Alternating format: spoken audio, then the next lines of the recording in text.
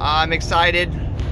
Can you tell? I'm going to get a bass boat. This ought to be a fun experience. I'm putting it on my gooseneck because he said the tires weren't the greatest, so. All right, so I did it. I picked up the boat. I got it.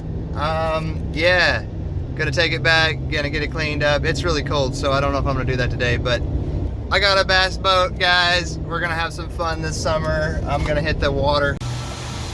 All right.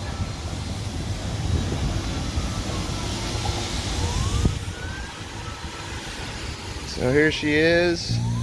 Got oil and a bunch of turds all over, and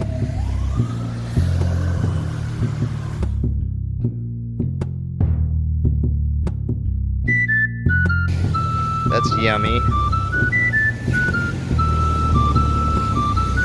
Yummy. Yummy. All right. Let's get this bad boy cleaned up. So I opened up the back hatch to this. This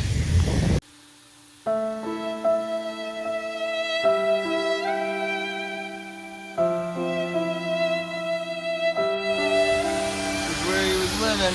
He ain't no more.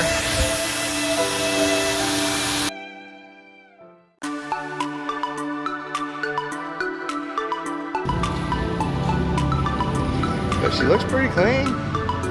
She looks pretty good. Got her all cleaned up. I get the rest of that carpet out. Get everything, all the accessories out. And get to work on this sucker. There's new piles of feces. I cleaned this thing, talked about them. These feces piles don't look old and dried out. They look fresh.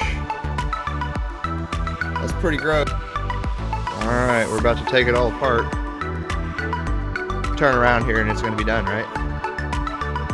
I need to not have rat problems though. Pretty gross, pretty gross. All right, so currently about 4 hours into tearing this thing apart, and we found some more rat's nest. Got the fuel cell out of here. We got all of the extra rat's nest materials that we found.